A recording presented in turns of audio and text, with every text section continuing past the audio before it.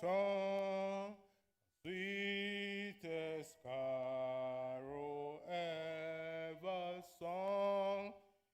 Jesus, blessed Jesus.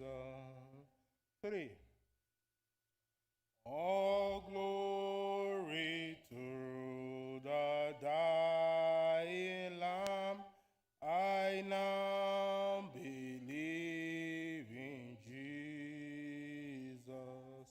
I love the blessed Savior's name. I love the name of Jesus. Sweetest note in seraph's song, sweetest name on mortal tongue, sweetest carol ever sung. Jesus, blessed Jesus. For the last. His name disperse my guilt and fear. No other name but Jesus. His eyes delights to hear the charming name of Jesus. Sweetest note on seraph's song, sweetest name on mortal tongue, sweetest carol ever sung. Jesus, blessed Jesus. Let's go back to standard 1. The great physician now is near, the sympathizing Jesus. He speaks the dropping heart to cheer. Oh, hear the voice of Jesus. Sweetest note in seraph's song, sweetest name on mortal tongue, sweetest carol ever sung. Jesus, blessed Jesus. Thank you so much for good singing. May we sit down as we believe the Lord. As many of us will be screened this morning, there will be answers to our problems in Jesus' name. Amen. Once again, we welcome all of us in Jesus' name. This is our second day of our Head Week, and we really thank God for how far He has started with us yesterday. Thank God for the moderation and the speaker who took us on cardiovascular diseases, the early detection, manifestation, and complications, and treatment successfully. At the end of every topic, it's expected for us to ask questions, and answers will be entertained.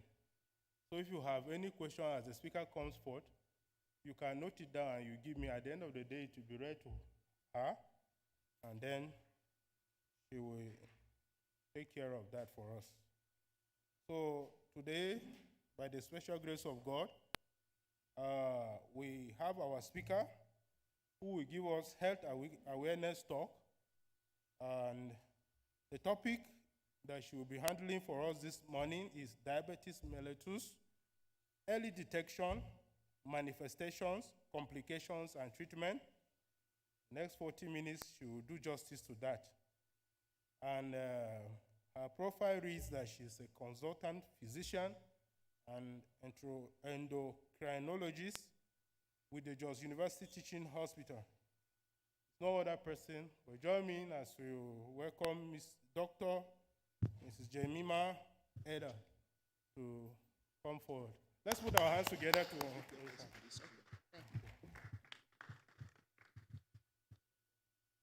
Thank you, sir.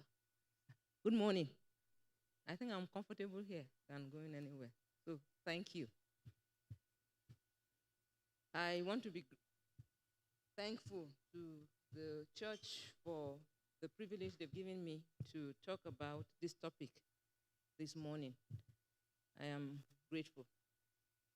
I also want to thank you for coming. That tells me that you want to live a healthy life, and if not for yourself, you want to help people around you. So this morning we'll be looking at diabetes mellitus.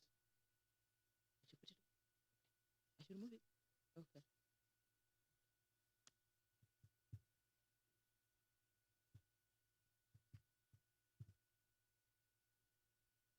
I know we've heard so much about diabetes and probably know so much. I also want to think that there are people here that also have diabetes mellitus, or you have family members or friends that have diabetes mellitus. I want to plead that whatever it is you know about diabetes mellitus, you will probably put them aside this morning and let us learn, because some of those things you know might not be true, because I know that there are so many myths around diabetes mellitus. So we'll be looking at this topic. The next slide, please.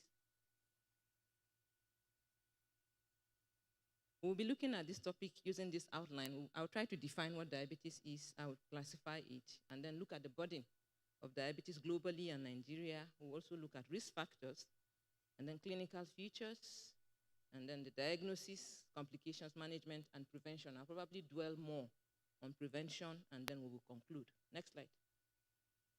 So how do we define diabetes mellitus? I won't bore you with this, but I'll just try to explain it. It's a chronic disorder, and what it means is that it's a long-term disorder, a lifelong disorder. Once you have diabetes, you have it for life. And it's a problem of not only carbohydrate, but also of protein and also of fat.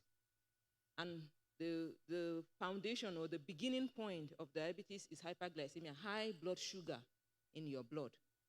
And why does this happen, or why does it occur? There's a substance that is secreted by an organ in our abdomen called the pancreas, and that substance is insulin. In diabetes, sometimes it doesn't work well. It's actually being secreted, but it doesn't work well, what we call insulin resistance.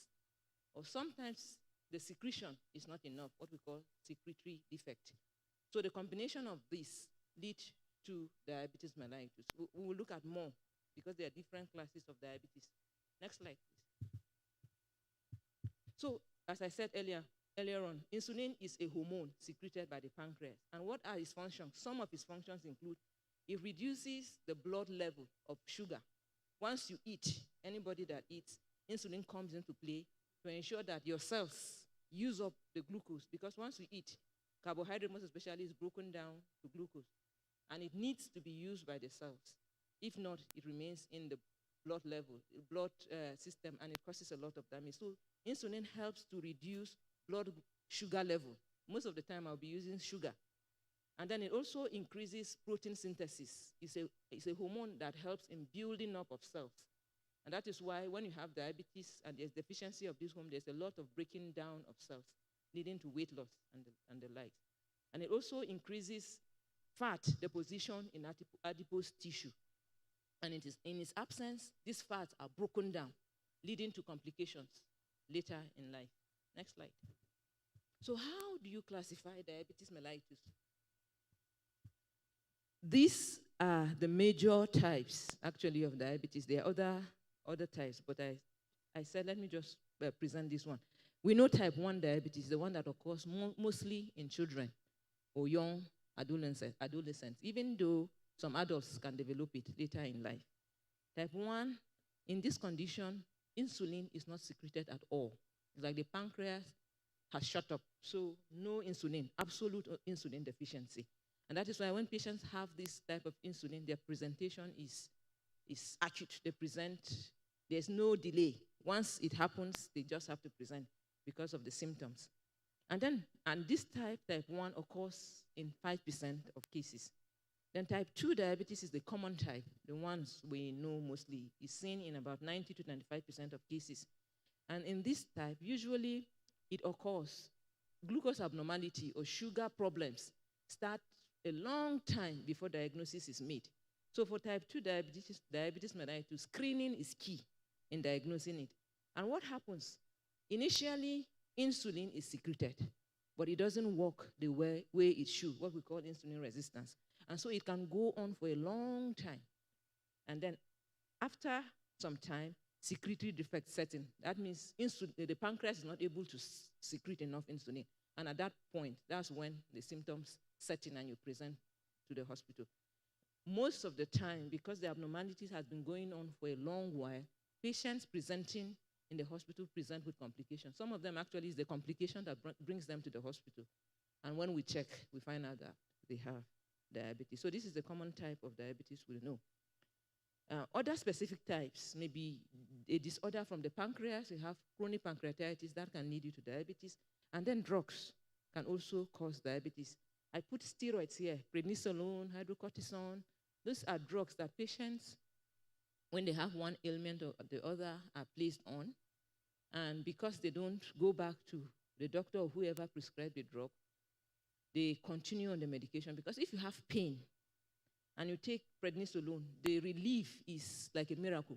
So patients kind of depend on them. And if you take these drugs for a long time, it causes a lot of damage, diabetes, hypertension, and so many other things. So I just said, let me talk about this drug. And then gestational diabetes, the last one, is a diabetes that is seen for the first time in pregnancy. A woman is pregnant during her second trimester, between 22 and 28 weeks, a test is done, and then we make a diagnosis of diabetes. Usually, she's not known to have diabetes before pregnancy. The next slide, please. So we'll briefly look at the burden.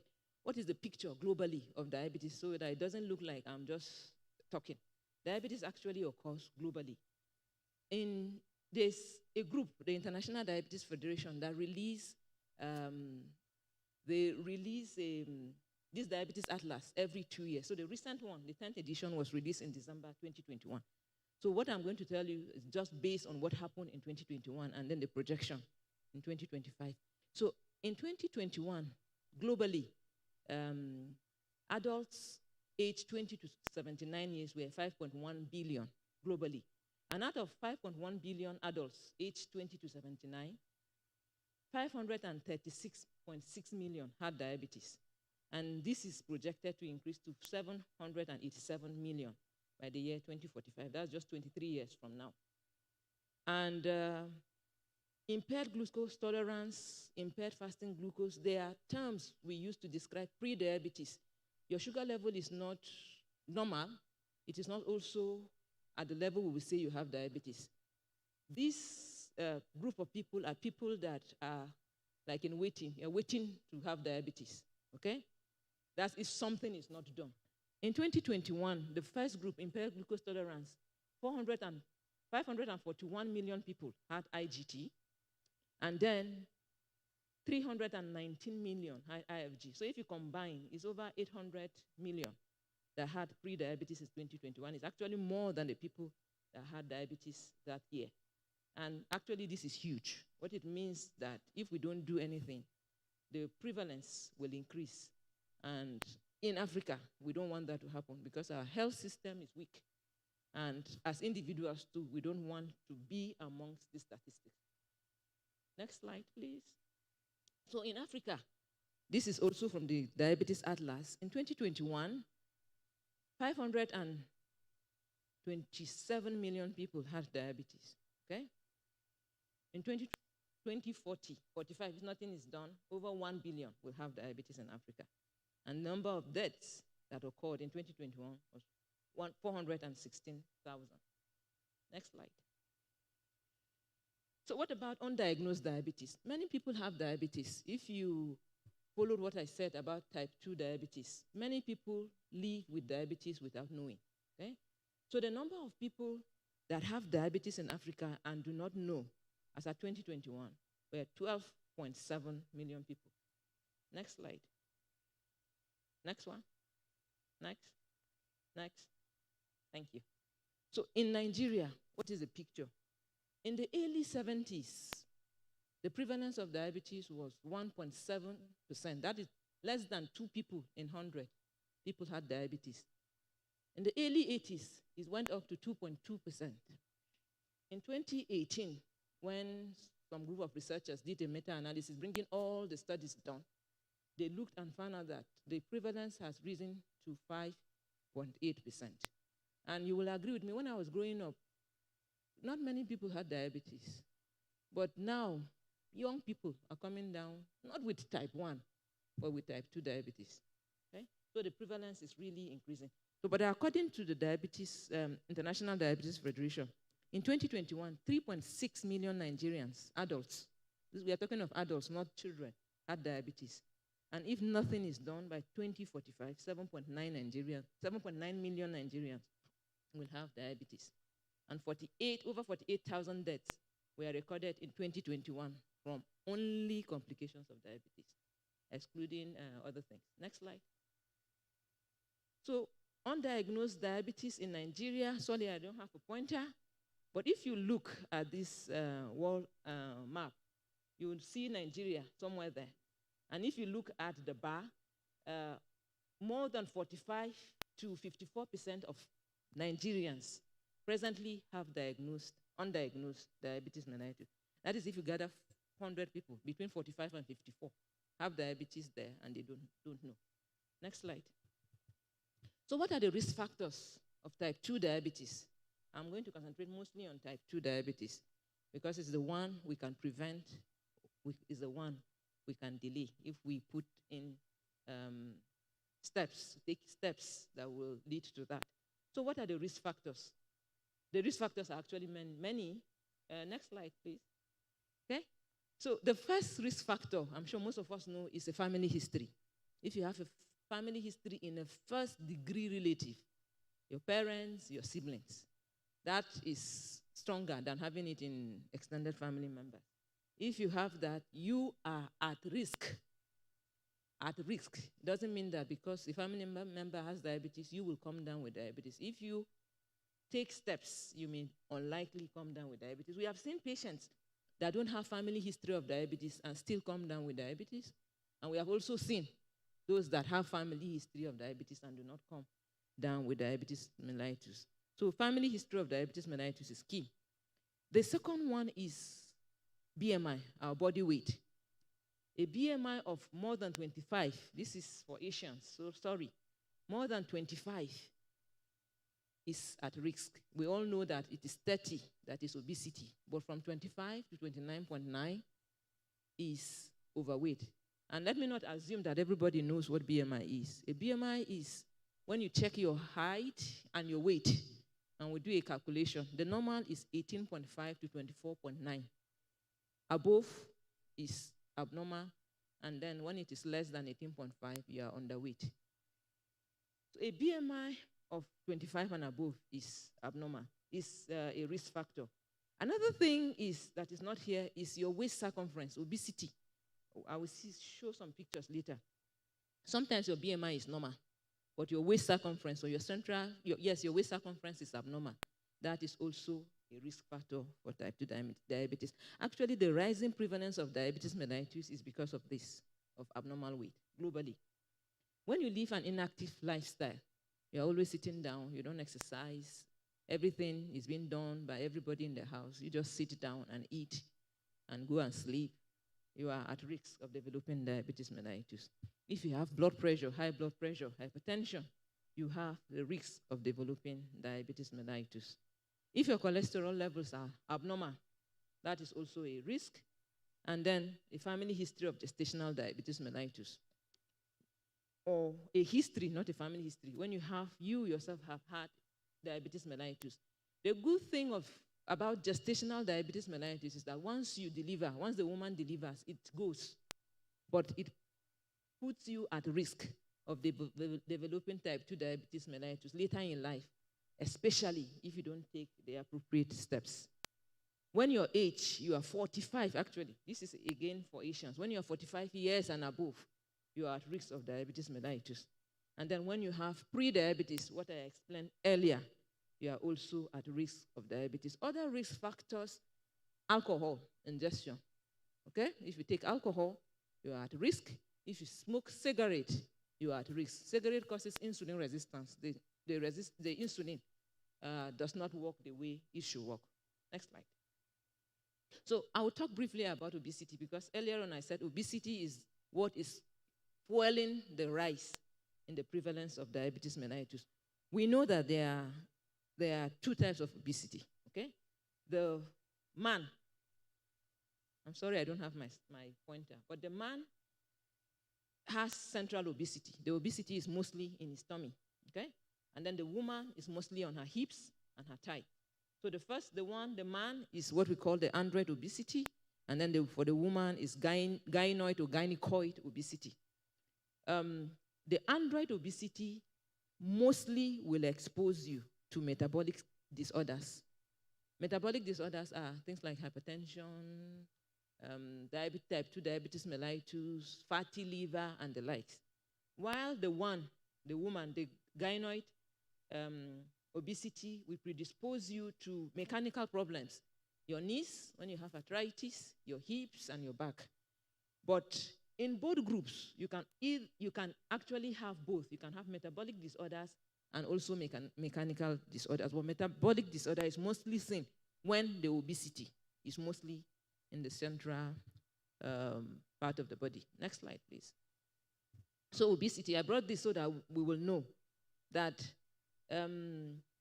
the waist is not the waist of your trouser or your skirt, but the way it is on the second picture, where it is measured on the central aspect. So if you have a tape at home, you go home and you can measure. For men, it shouldn't be up to 94, your centimeter, not inches.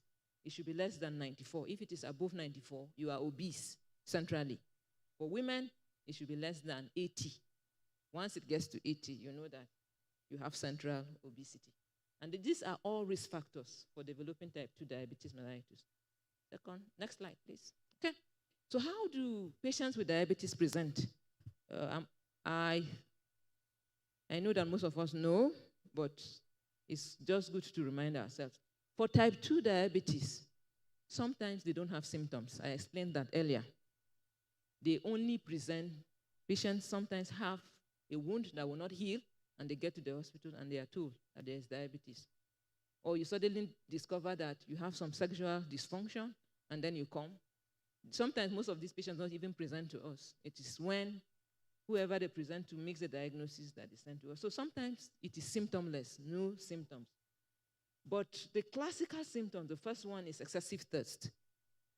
You take a lot of water, okay? You are thirsty, and then you drink a lot of water. You drink, and yet you are not even satisfied. You drink, and then you also pass a lot of urine. You urinate frequently. For children that are not bedwetting, they just suddenly start bedwetting. When you see that, you should suspect that probably diabetes has set in. Then lack of energy, because the glucose is there or the sugar is there, the cells can't use it, and so you are just tired, okay? It's like you have not, just imagine walking in a field all through the day, or you have fasted for 3 days, the way you feel. You are tired, and you can't explain it, lack of energy and the rest. And you also feel hungry. You are constantly hungry, and you eat, and you eat, and you continue to eat. And even with the increase in eating, you still lose weight, okay? Unintentional weight loss. If you experience that, diabetes is one of the things we should suspect. And then you have blurred vision. You don't see well. Suddenly, you just develop blurred vision. And again, as I said, some present with complications. We'll see some of the complications later. Next slide, please. So how do you make a diagnosis? I'm just going to dwell on using fasting blood sugar, because that's what most of us do or know, and maybe random blood sugar. For diabetes, for your fasting, when you are fasted for at least 8 hours, 8 to 24 hours, to 14 hours, not more than that, without eating, if water is acceptable, but you don't eat anything, and your blood sugar is 7.0 and above, we say you have diabetes mellitus. When you are using fasting blood glucose level, it's usually good to repeat the blood sugar. You don't just use one value and say someone has diabetes, because it's a the effect is lifelong. So you don't want to just label somebody that has diabetes when you're not sure. So you need to repeat, okay? And then when the sugar level in fasting is between 6.1 and 6.9, that's what we'll say you have impaired fasting glycemia. That's pre-diabetes. When it is less than 6.1, we see that it is normal. When we are using random for diabetes, it must be 11.1 and above. Random, you have eaten, and so you just ate, and then your blood sugar is checked, or you ate 8 hours ago, and your blood during the day, and your blood glucose is checked, and it is 11.1. In the presence of symptoms, with symptoms. For random blood sugar, we don't just use values. Symptoms must be there. We say you have diabetes. And then for your random, it should be less than 7.8. Between 7.8 and 11.0, we say you have impaired glucose tolerance, a term that is also known as pre-diabetes. Next slide, please. So what are the complications? These complications don't just affect type 2. Type 1 diabetes also can have the complications, these complications. And I purposely brought out this slide because of what I've heard my patients say. I've heard patients say that it is the drugs, when you have diabetes, it is the drugs you take that cause the complications, and that is wrong. So the complications arise from hyperglycemia, okay? High blood sugar level in your blood. So once your sugar level is high, even if it is just for 2 hours in a day, it causes a lot of damage. And that is why we ensure, in the management, we ensure that your sugar level is normal. Not just fasting, but postprandial, after eating.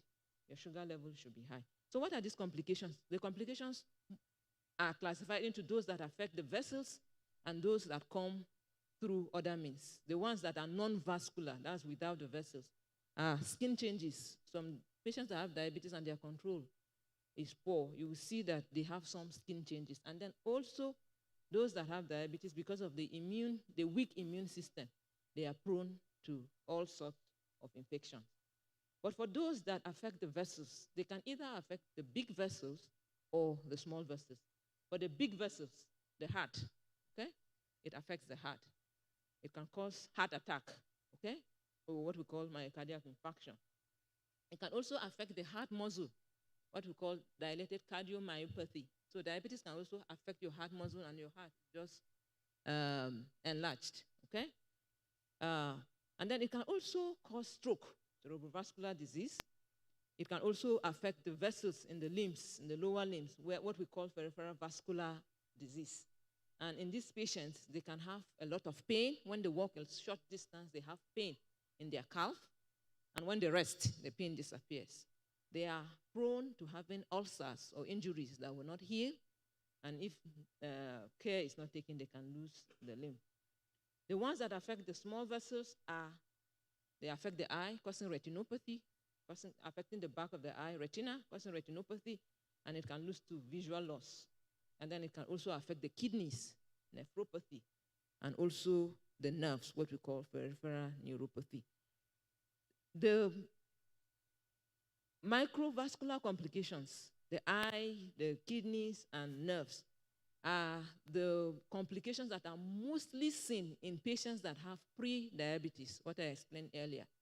So the glucose abnormality is ongoing, you don't know, these complications are certain. So some patients actually present with these complications for the first time. Next slide. So how do we manage diabetes? I'm not going to dwell so much here, but just for us to know. Diabetes has no cure, okay? So nobody should deceive you that he has found the cure.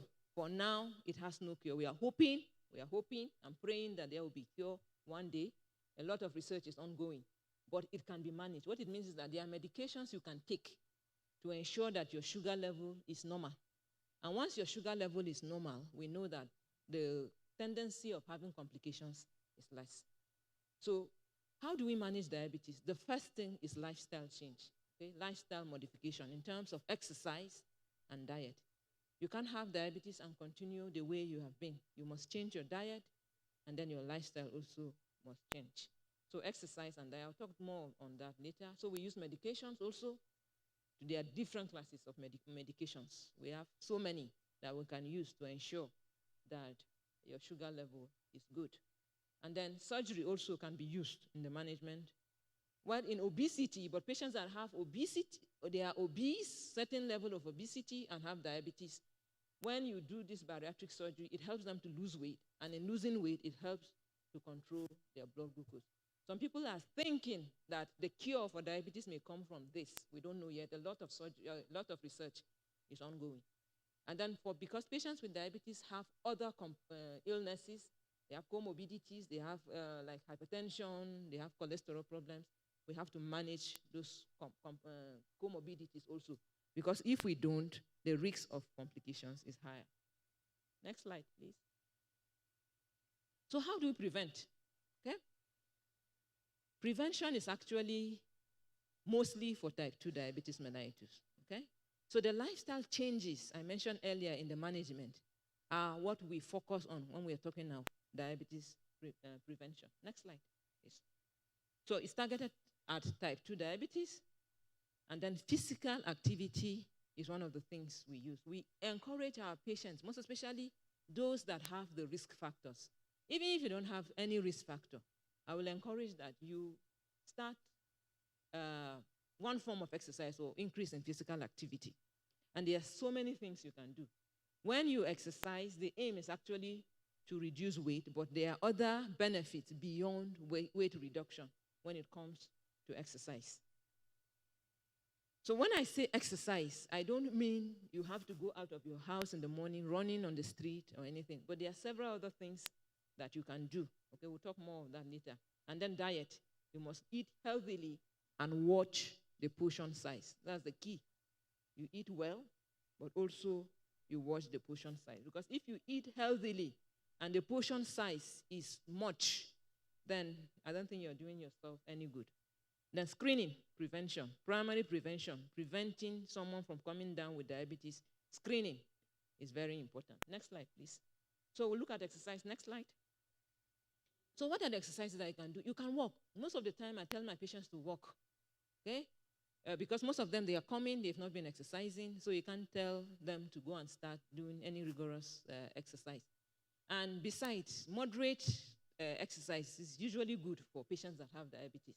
And if you want to prevent diabetes also, you need to exercise. So you can walk, you can jog, you can dance, you can skip, you can do those speed things, those jumping jacks. You can have some apps that have some exercises. You can do them. Some are just 15 minutes. You just stand in your room and do those 15 minutes. And you have covered about 1.6 kilometers. It's about a mile. So you can do that inside of your room. You don't have to come out. And I've heard people say there's no time. But actually, if you see your health as important, you create the time to do these things. Okay? So how long do you do this exercise? 150 minutes per week. Okay, that's 2.5 hours in a week. You can spread it. 30 minutes every day, that would be even more than 2.5 hours.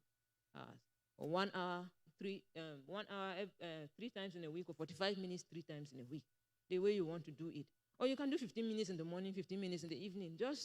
It doesn't have to be just let it fit into your lifestyle, okay? You walk in a place like, if you walk in where I walk, you can park at the parking lot that is far and walk to your office and then walk back. That's a form of exercise. If you do it consistently, that helps. And then when it comes to exercise, most especially when you want to prevent diabetes and even prevent complications of diabetes, discipline and consistency are key.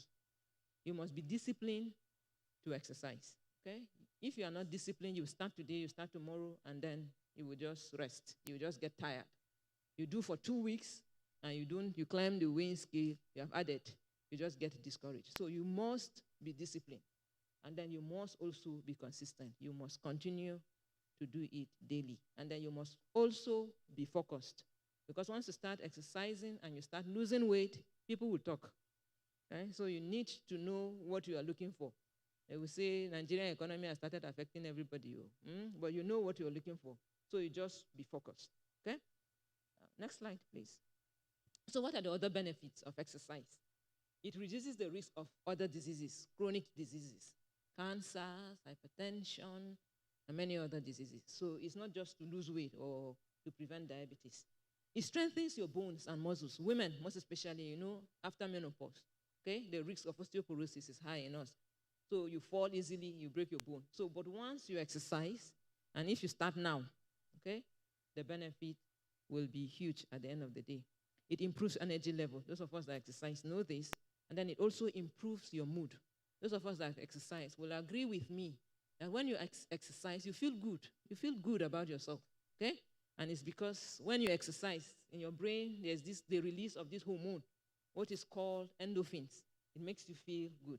It also helps you fight depression.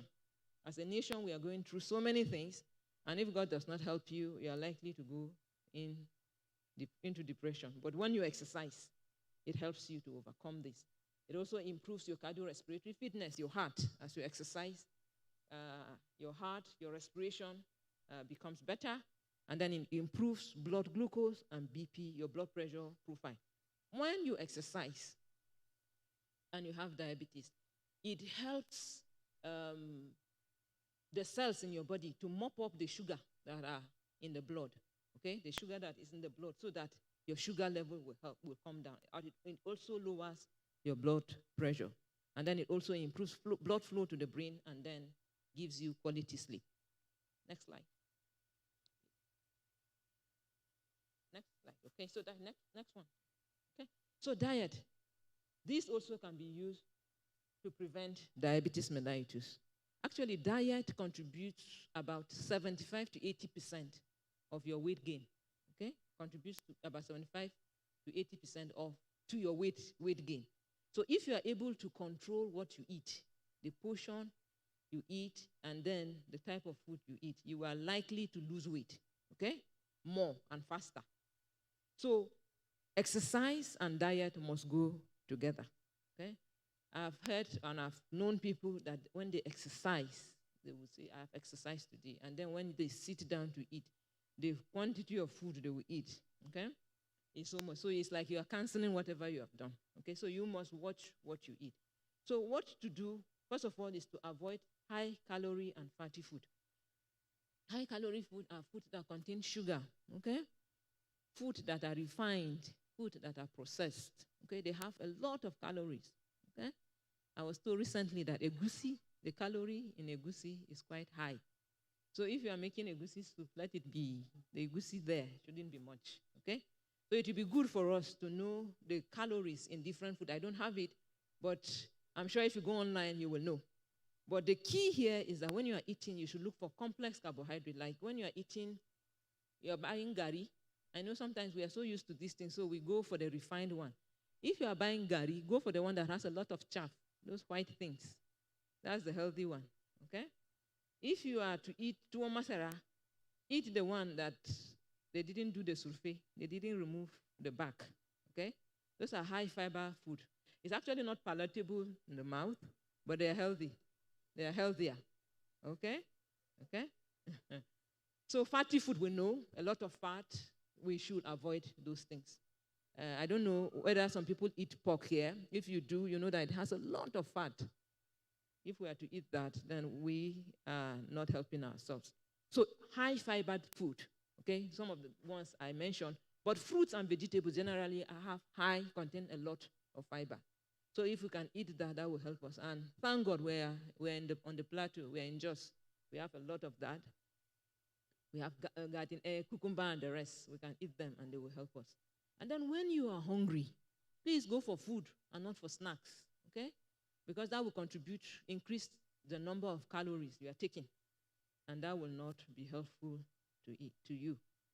And then the rule is to eat in moderation, okay? Don't eat what you don't need, okay? I have realized that when it comes to food, we must learn to be disciplined and then learn to control our appetite. Because if we don't learn to do that. Sometimes we eat as fools. We eat and then we just become, I don't know, like children, like fools. And I know this is important because the way God created us, once you are eating, it gets to a point that your tummy starts telling you are full. And it's because there's a hormone that, God is awesome. There's a hormone in your brain that is released to tell you that, oh yeah, this is okay, stop. But most of us ignore that. And so we go beyond what we are supposed to eat. So when it comes to eating, we must learn. We must learn and train ourselves to control our appetite. Next slide, please. Okay, so another way of preventing diabetes is maintaining normal weight. You can see the woman, initially obese, but whatever measures she took has made her to lose so much weight. Next slide. So how do we do this? We've mentioned them. You increase your physical activity, you eat healthily, and then the right portion size. You may ask, what is the right portion size? Okay? So what I do, and we tell our patients, most especially those that have diabetes, is that when you are eating, you use your fist, the size of your fist, to estimate whatever you're eating. Okay? So that may also be applicable when you are preventing type 2 diabetes. So whatever it is, you use your size. And I have seen a lot of expressions. When I tell patients, eat, some men will look at it and say, this one, will it be enough? But I have also seen people that with time, I talked about discipline and training. So you can start gradually until you get there, okay? So medications also are used for weight reduction, but for you to use medications and surgery, patients must show that they are committed to weight reduction. This is not something we use commonly here, but sometimes we see patients that are morbidly obese that can't even walk, and we give them this option. Next slide, please. Okay, so screening. Screening for diabetes is also another way of preventing type 2 diabetes. Mostly it is fasting plasma glucose that is used, fasting plasma sugar, where you fast and you come, what I'm sure will be done today, that will check. So what it does is to help identify patients that have diabetes, depending on the level, or patients that have pre-diabetes, depending also on the level of the fasting blood glucose. But oral glucose tolerance tests can be used where a patient comes fasting, and then blood is taken, and then it is tested, and then glucose, certain amount of glucose is given in water you drink. After 2 hours, blood is also checked. Sugar level is also checked in your blood. And this will help identify diabetes, pre-diabetes, and GDM, those that have diabetes in pregnancy. Screening, it is recommended that screening should commence at age 45, and it should be done every 3 years. But for patients that have risk factors, it is recommended that it can be done more frequently, and you can even start screening before the age of 45. Next slide, please. So what about the secondary prevention? You have diabetes already. Yes. What can we do? Well, complications. We can prevent complications from setting in. The first thing is a regular clinic visit. I have seen and I've heard of patients that manage their diabetes themselves. I have seen a patient that argued with me that I've been diabetes for over 20 years. What are you telling me? That is not good. You need to see your doctors frequently, okay? Depending on how often they ask you to come. And when you come, they are not just checking your sugar level, they are checking other things.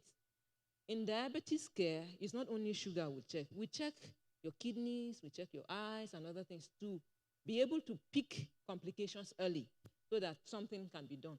So clinic visit is very key. Another thing is to prevent complications is that your sugar level must be normal, within the normal level. For fasting level, it should be between 4 and 7.2 maximum, minimum. This is the general rule.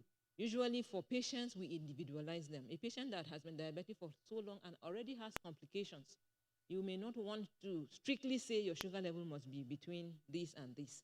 Sometimes if you do that, you put them, you make their condition worse. But generally, your sugar level should be between those values. Again, when the low or the normal blood glucose should be a continuous thing. I've seen patients that continuously their blood sugar is okay, is normal, and then they relax in terms of diet and in terms of physical activity. And once they indulge on other things, after all, my sugar level has been normal, let me just take this. The little rise in your blood glucose, remember I said once your sugar level is high, complications will set in. The damage goes on. So once your sugar level is within normal, ensure that it remains within that normal level. So your cholesterol levels also should be normal to prevent complications. And then you eat your balanced diet, whether most especially at all times actually, so that your sugar level will be normal. You maintain a healthy body weight, that also helps. I have seen patients that have diabetes, and with weight loss, we have withdrawn their medications, and they are only on physical, increased physical activity and diet modification, and they are doing well. And then you must take your medications as prescribed. Please, as prescribed. Because some of the medications can lower your blood sugar so low that it can cause more complications. Secondary prevention also, your eye care. When you see your doctors, the doctor can send you to the ophthalmologist or the eye doctor so that they can check your eyes and monitor you in that regard. And also foot care. You must check your feet daily. Examine your feet daily if you have diabetes for ulcers and for other things. Because if you have peripheral neuropathy, your nerves are being affected. You can step on a nail and not feel it. So you need to check and examine your feet every morning, if it is possible, to prevent any complication. Again, if you are to wear shoes, for those that have diabetes, you must check the shoes and ensure that nothing is there. Some years ago, we lost a patient that I think he was staying with his grandchildren or so. Somebody ate fish, and the bone ended in his shoes. And when he put his leg, he didn't know. He got an injury that led to his death. So you must check to be sure that you don't have anything in your shoes. Next slide, please. So in conclusion, diabetes is a chronic illness. We've established that it's a long-term illness associated with complications. And the prevalence is rising globally, including in Nigeria. Obesity and abnormal weight are very strong risk factors. And then lifestyle changes, including exercise and weight reduction, can prevent type 2 diabetes or can delay its development. Your health is your responsibility, and you can choose to act today. So thank you for your time.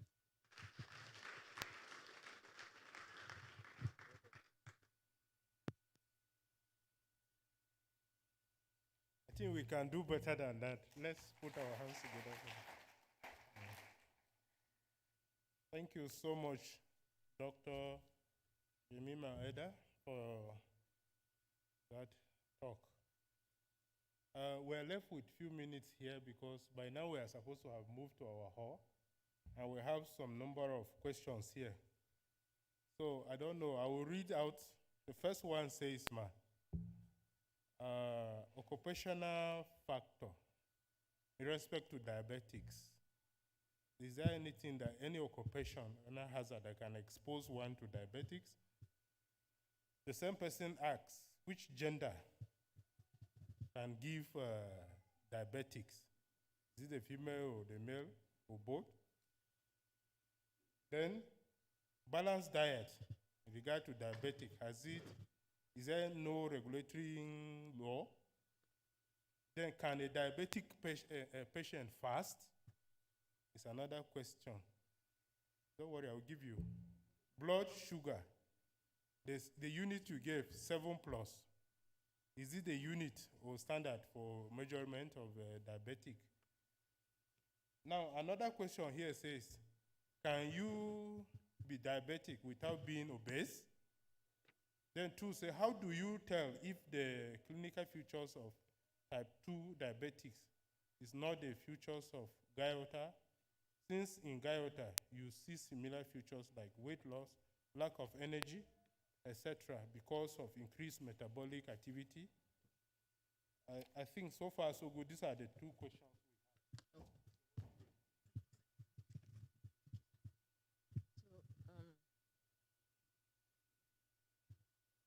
So can you be obese without being, can you be diabetic without being obese? Yes, you can. Okay? We've seen patients that are normal weight and they have diabetes. Okay? I said the classification of diabetes, the ones I gave wasn't exhaustive. You can have diabetes if you have, you're on medications. You can have diabetes if you have a problem with your pancreas. But again, we've also seen patients that have type 2 diabetes and are not obese. Okay? And the person, I don't know why the person asks it, but again, when it comes to obesity, it's not just BMI we are looking at. Okay? So some of the times you think your BMI is normal, but your central obesity, your waist circumference is not normal. Okay? So most of the time, when you think you are not obese, it's likely that you have central obesity. But we have seen patients that are not obese coming down with diabetes. Okay, so differentiating type 2 diabetes or diabetes generally from goiter, right? Or hyperthyroidism. In hyperthyroidism, you have a goiter. Even though not many people have it, you are likely to have polyuria, excessive urination, and then excessive thirst. Yes, you will lose weight. You have a goiter. You are usually overly anxious. You have tremors and the other things. Those things you won't see in type 2 or diabetes mellitus. Yeah?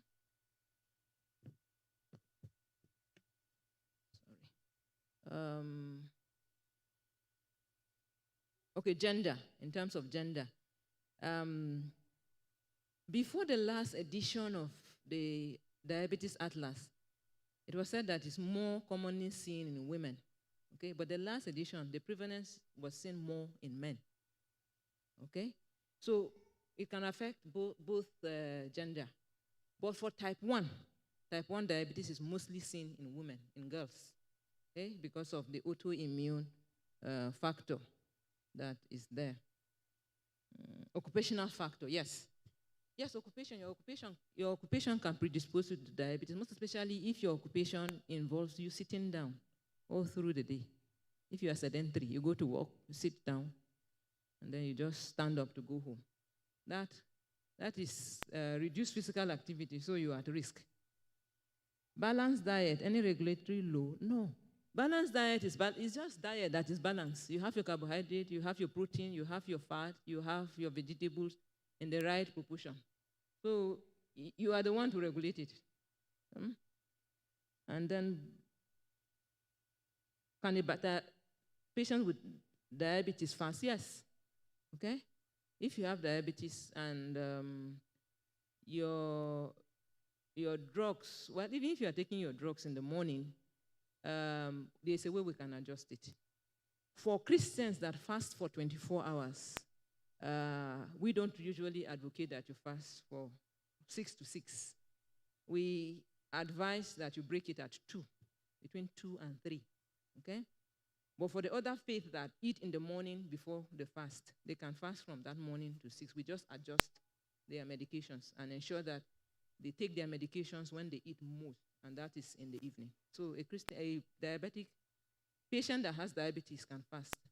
I don't like using the word diabetic, but sometimes I find myself doing it. Labels them, gives them a name. Okay? The last one here, blood sugar, I don't understand what it means. Okay? And the 7+. Yes, the 7. Okay. The unit. Yes, the unit. It's millimoles per liter. There are 2 units that are mostly used. Milligram per deciliter, that's the one that will give you high value. 126 milligrams per deciliter is equal to 7 millimoles per liter. You just divide the 126 by 18, and you get it in millimoles per liter. We use millimoles per liter around here. Down south, they use milligram per deciliter. America, they use milligram per deciliter, but we use millimoles per liter. Okay? So these are the questions. Trying to look at the range. The range? Yes. Is it a unit or range? 7+. No, for the diagnosis of diabetes, if you are using fasting, once it is 7 and above, 7 millimoles per liter and above, we know that you have diabetes. Yeah, it's millimole per liter, right? Yes, millimoles per liter. All right, we have, have you finished those ones? Yes, I finished. Okay, we still have two here, and this is the last, please, because of our time. Okay. They say, I heard people say drinking a lot of water helps in treatment of diabetic. How true is that? That's Okay. one. Okay. Then the second one says, talking about exercise, please, is farming and doing house chores part of it? Okay. So the first one has to do with water, right? Yes. Okay, yes. I didn't mention that, but a lot of water. We need a lot of. If you have 2 cups or 2 glasses, and then you put a teaspoon or a spoon of sugar in each of them, and you fill one of the cups to its brim with water, and then the other one you just fill it to halfway. You know what will happen, right? The one that is just halfway full will taste sweet more than the one that is full. That's the principle behind taking a lot of water. Okay? So a lot of water helps to lower your blood glucose down. It also helps to rehydrate you. Okay? So even if you don't have diabetes, it's important that you take a lot of water. We advocate that you take at least 3 liters in a day. You spread it all through 24 hours. I don't believe in water therapy, but you should take water, okay, all through. Maybe you just spread it after breakfast, you take 1 liter after lunch or like that. But water is very important. Sorry, the second? Talking about exercise, please. Yes, exercise. Is farming and doing house chores? Yes, Okay. they're all forms of exercise. Farming, the thing is that it's seasonal, okay?